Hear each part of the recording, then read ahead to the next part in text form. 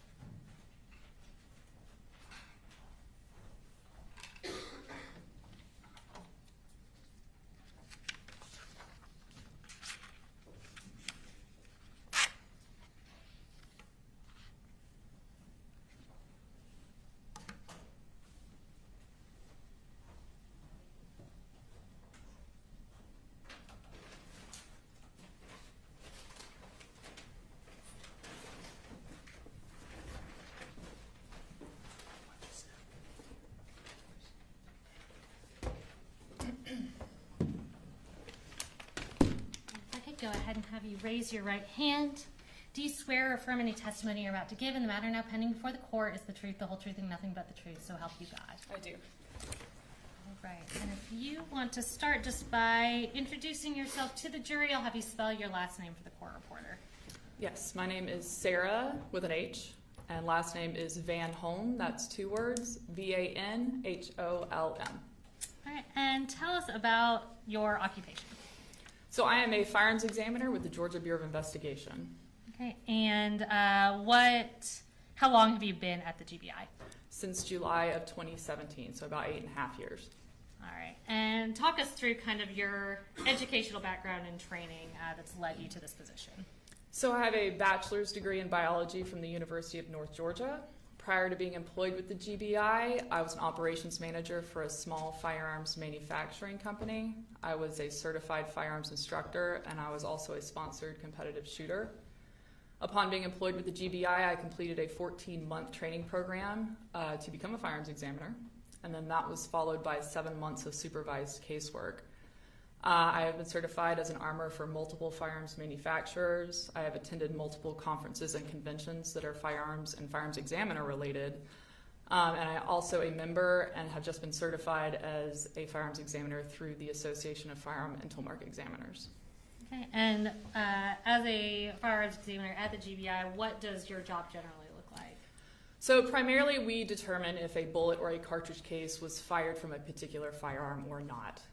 If no firearm was submitted, we can determine if a group of bullets or a group of cartridge cases was fired from the same firearm and potentially give a list of manufacturers in which they were fired from. All right, and have you previously testified as an expert in the field of firearms science and firearms examination? Yes, I have. Approximately how many times? I think it's just under 90. Okay, and in what courts have you testified? Many courts across the state of Georgia. All right. And Judge, at this time, I would tender Sarah Van Holm as an expert in the field of firearms science and firearms examination. Well, she didn't be like that. She's an expert in firearms. She'll be so qualified. All right. So before we get into the evidence specific in this case, I want to talk through some terms we may be referencing. Let's start generally with just what is a cartridge and how does that pertain to what you do? So as firearms examiners, what we are looking at are the repeating patterns of markings that are formed during the manufacturing process of a firearm that are then imparted on the different components of a cartridge during the firing process of that firearm. So a cartridge is a single unit of unfired ammunition. I have a demonstrative as well, if that's acceptable. Any objection? No problem. Okay. A cartridge is a single unit of unfired ammunition, and it is composed of 4 main parts. Your main housing being what we call a cartridge case, sometimes referred to as a shell casing. It's a cylindrical metallic component with an open mouth. Well, inside that open mouth is going to be your projectile or your bullet.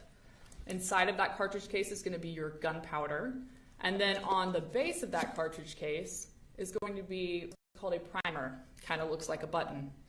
When the trigger is pulled on a firearm, it releases what's called a firing pin. That firing pin actually dimples that primer.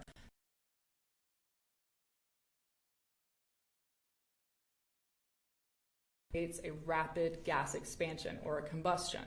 And what that does is it actually dislodges this projectile from the mouth of the cartridge case and sends it traveling down the barrel of the firearm, where this projectile is going to pick up markings from the rifling of that barrel.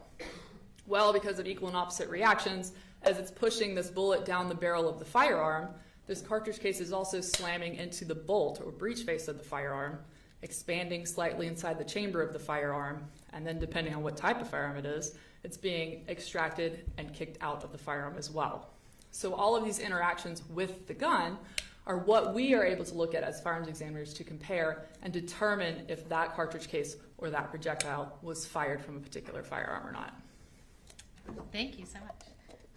And to just kind of reconcile that with some words that we might hear regularly and some words we might use today, in relation to what we're talking about, can you just explain what a bullet is and what a bullet jacket is? Yes, so a bullet I kind of like to describe as like an M&M or a chocolate-covered kind of candy with that hard outside and this kind of softer middle. So bullets typically are going to be copper jacketed with a soft lead inside. Okay. And shifting to this case specifically, were you involved in the firearm and bullet analysis in the case involving Colt Gray? Yes, I was. Okay. And I'm going to show you it's been marked as State's Exhibits 125.1 through 125.4.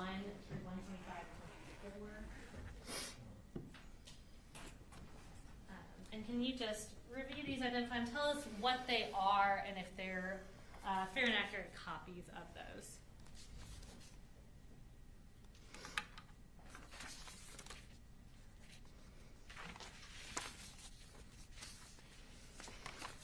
Yes, these are the reports I created for this case. Okay. And we've got 4 reports. Are those in relation to different victims? Yes. Okay. And can you tell us which victims are associated with those reports? Yes, so State's Exhibit 125.1 is the report for that contains the victim Anna Christina Ermi. I apologize for the names. You fine? State's Exhibit 125.2 is for the victim Christian Angulo. 125.3 is for Mason Skirmerhorn, and then 125.4 is for Richard Aspinwall. Okay. And Judge, at this time we would tender State's Exhibits 125.1 through 125.4 into evidence. We don't have any objection to her testifying about it, but that's not something that will go to the jury. All right, 121.1 through 4 are admitted into evidence, and we'll take that up later. Okay. And you can use those for your reference throughout your testimony as needed. I'm going to turn your attention back to October 4th of 2024. Were you employed at the GBI crime lab on that date? Yes, I was. And on that day, did you examine a firearm that you received from Region 11 of the GBI? Yes, I received evidence from Region 11.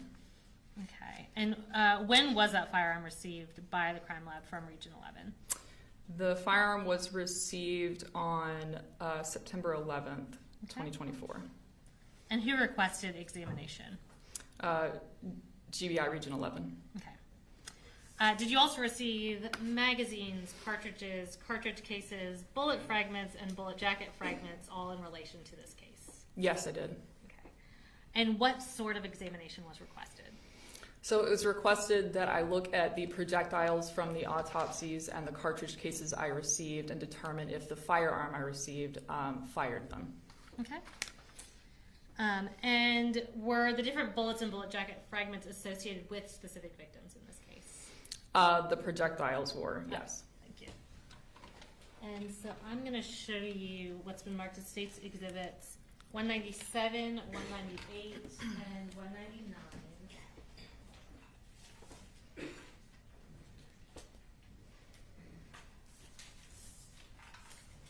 And can you just identify what these are?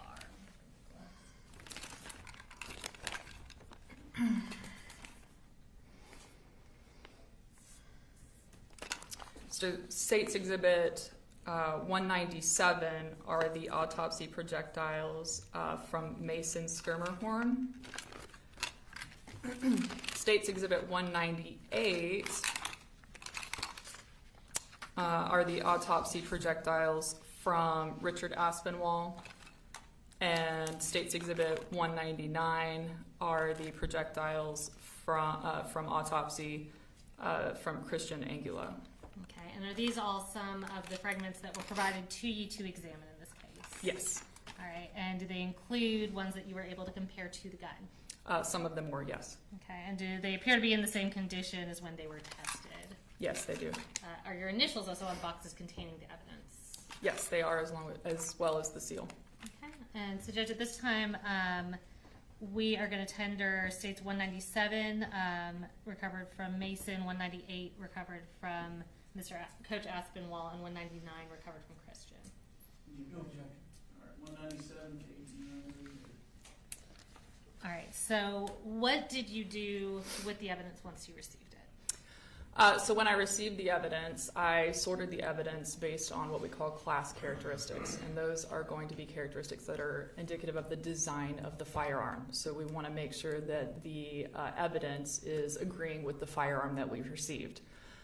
If it is agreeing with it, then we will test fire that firearm and then compare those ammunition components to what we received as evidence. Okay. Now, in this case, were there types of fragments that you couldn't compare?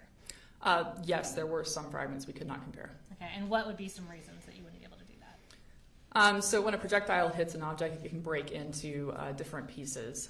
So it may not have any rifling on it once it breaks into those fragments. And then also there were some lead fragments as well, so that's going to be the inside of the projectile, so that just has no information for us. Okay, and I want to go through some of what you were able to compare to a gun. I guess we can start with regarding Mason.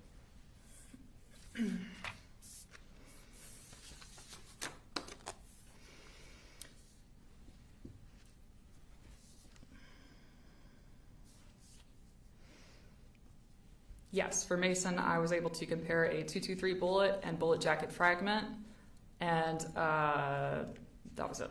Okay, and what about for Coach Aspinwall?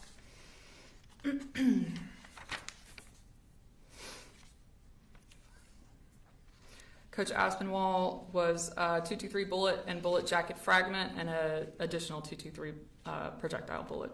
Okay, and for Christian?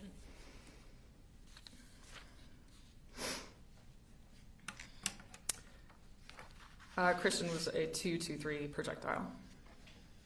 Okay.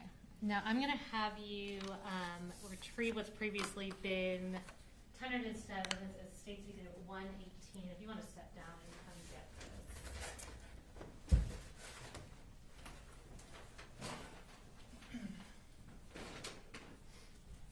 And again, this has been secured and has a gun lock on it. Yes, so for the court, it is. And so is this the firearm that was provided to you in relation to this case?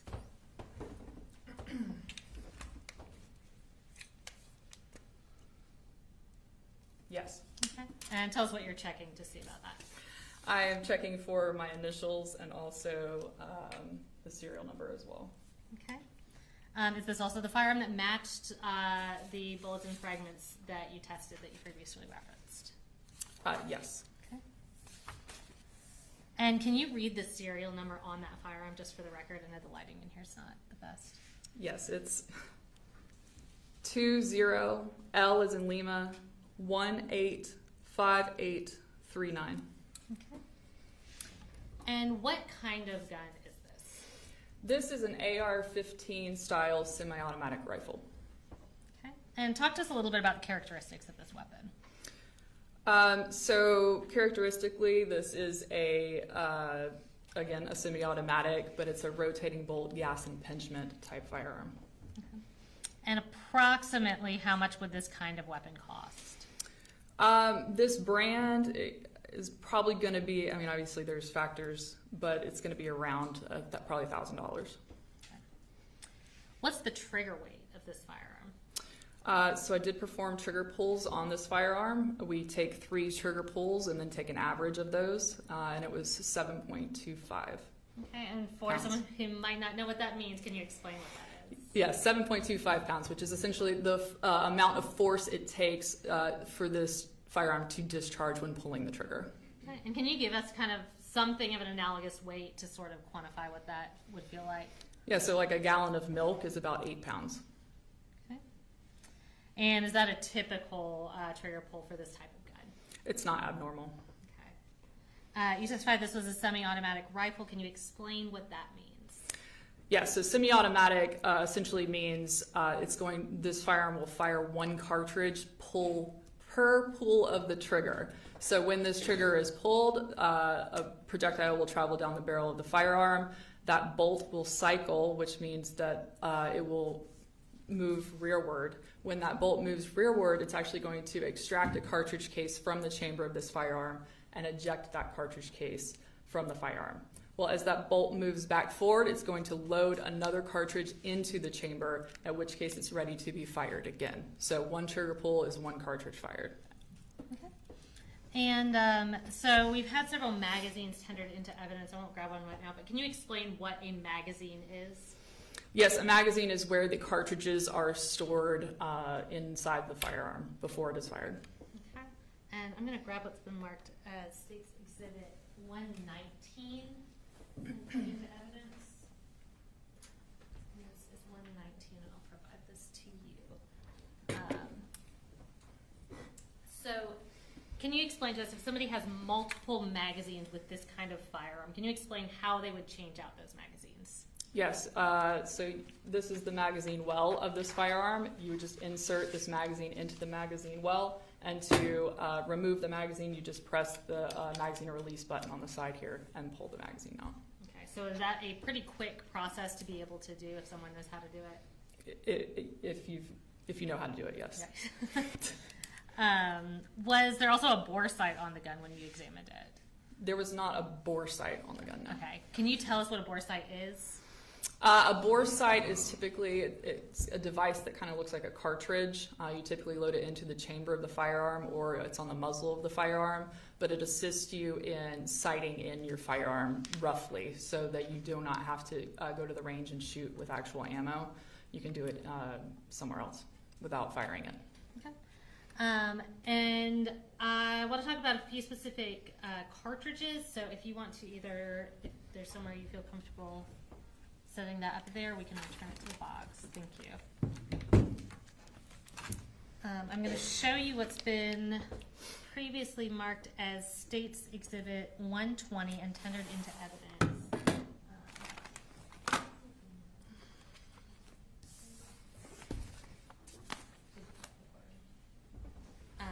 So this is tendered into evidence as State's Exhibit 120, and we're going to try to grab some scissors for you.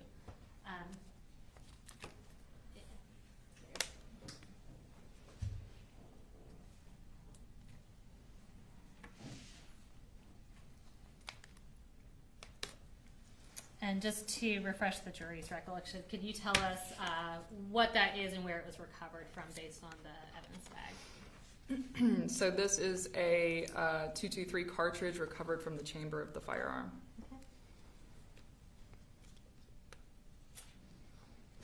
So if you can,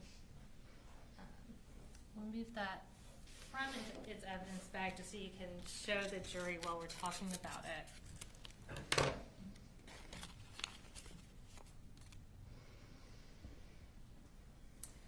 So tell me about this specific type of cartridge. So this is consistent with a Winchester Varmint X cartridge. Okay. And what is that type of cartridge, I guess, designed to do, specifically on impact? So these cartridges are specifically designed by the manufacturer for hunting. Okay. Yes, and they have a gray polymer tip on them, and when they hit a target, they are designed to expand upon impact. Okay. And I'm now going to show you what's been marked as State's Exhibit 124. And in here we've got 2 different types of cartridges. We're going to talk about each of those. So if you can get, you can start with either one, but we just want to talk about the two different types of cartridges.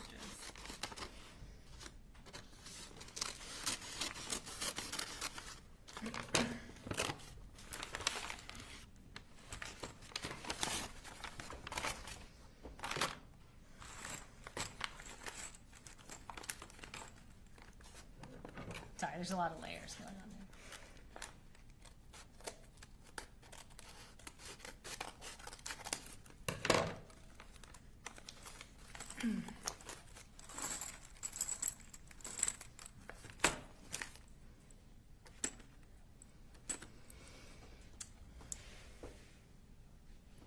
So tell us about what those two cartridges are, what they're designed to do, and kind of what the difference is between them. So this is a Full Metal Jacket 223 cartridge, and this is a steel tip 5.56 cartridge. Okay. So the steel tip has exactly what it says. It has a steel tip in the right under the jacket of this bullet. So it's a higher penetrating round is what that is designed for. It's also a 5.56, so it's going to be that higher pressured round. This is a 223 Remington, so again, same dimensions, just lower pressure round. Okay, and you said full metal jacket. What does that mean? Full metal jacket means that the jacket is covering the entire projectile. Okay. And is that designed, does the jacket help as far as penetration goes, or what would be the purpose of that? Yeah, it helps with a variety of things. So the jacket's going to help it travel down the barrel more cleanly. Obviously, the core of that projectile is lead, so it helps it from deformation a little bit. Okay, and are these also designed to expand upon impact? The Full Metal Jackets are not, no. Okay. But the other ones are? The Winchester Varmint X's are, yes. Okay. And when we say expand upon impact, can you kind of explain what that means? Yes, so a lot of times this polymer tip will break off of this cartridge, the Winchester cartridge, and it allows that front of the projectile to actually mushroom out and to expand out so that it actually stops when it impacts something. All right. And again, I know the cost won't be totally consistent throughout, but what's the approximate cost for these different types of cartridges? So the green tip and the 223, so the 5.56 and the 223 Full Metal Jacket and steel penetrator are going to be around 60 cents a round. And then the Winchester Varmint X is a little more specified cartridge, so it's probably going to be around $1 a round. Okay. So you're talking about 223 and 5.56. Are both those types of cartridges able to be used in the firearm in this case? In this case, yes. Okay. And can you kind of explain how that works? Yes, so dimensionally 223 and 5.56 are essentially the same dimensionally. It's again that pressure. 5.56 has a higher pressure than the 223. So you can shoot a 223 in a 5.56 firearm, but you wouldn't want to shoot a 5.56 in a 223 firearm because it may not be rated for that extra pressure. Okay. And following your examination, what did you do with the evidence that you examined? I repackaged it and returned it. Okay. So we referenced, I'm going to provide these keys to you. We referenced that there was a gun lock on that firearm. Can you show the jury what the gun lock looks like and explain what it does and how it works? So this is a gun lock. It goes through the magazine well and through the chamber of the firearm, and it essentially makes it so the bolt cannot close all the way on the firearm. Okay. And can you just demonstrate for the jury how one would put on and take off a gun lock?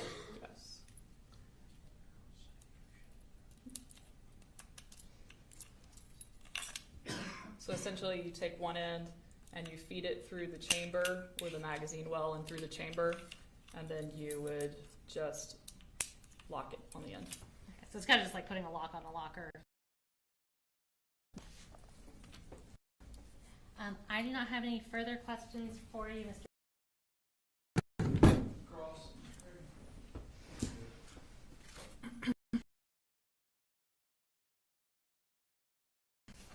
Good afternoon. Good afternoon. Just want to ask you a few questions about the firearm. Do you know the approximate weight of that firearm? This one in particular, I do not. Okay.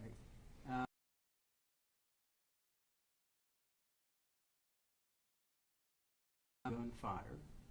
Is that correct? I took an average trigger pull test. Yes, I did. Okay. What's the average trigger pull of a 9mm pistol? It depends on the type of 9mm. Okay. Would you say that it would be more or less than this particular firearm? Type of firearm. Okay. So each firearm has a different trigger pull? It can, yes. Okay. Would you say generally that a pistol would have a less trigger pull than a rifle, or do you know? Not necessarily, no, I wouldn't say that. Okay. So it's all subjective. The testing of the trigger pull.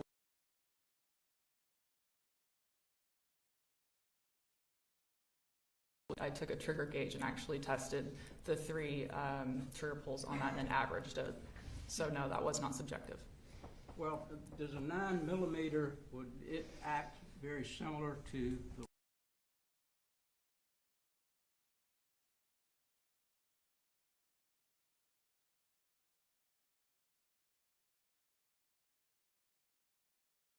And 1 cartridge would be fired.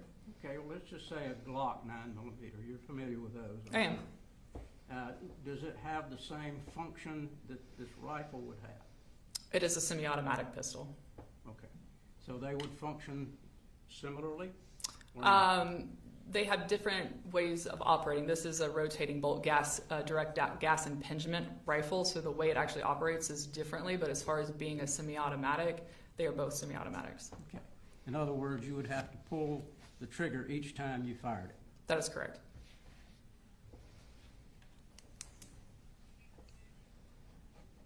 Do you know the approximate cost of a Glock 9mm? That's going to vary depending on the generation of the Glock. So there's a lot of variations that can go into that, whether it's a newer Glock or an older Glock, Okay. just like there's any variation. Have you actually checked on the cost of the firearm that you examined? This one in particular, yes, I did look at the MSRP. Okay. And did you do that about the same time that you did the testing? Yes. All right. Nothing further. Thank you. Any redirect based on cross? Has anything been added to that firearm to modify it in any way? From the original equipment manufacturer, yes. Okay, can you tell us about that? Yes, so this firearm is not sold with a vertical foregrip typically from the manufacturer. Now, if it was sold with this like this, that is a possibility. But from the manufacturer, it is not sold with a vertical foregrip, these canted sights, or this red dot sight. Okay, and can you tell us what the purpose is of each of those things? Yeah, so vertical foregrip helps in actually holding the firearm itself and stabilizing it. The canted iron sights help in aiming the firearm. And then the red dot sight is also for aiming. Okay.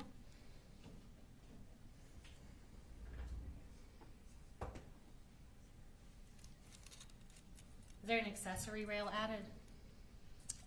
Yes, there's a Picatinny rail added so that you can put on the canted sights. Okay. Nothing further from me. Thank you. Any recalls? No, yeah. All right. Thank you, ma'am. You're free to go.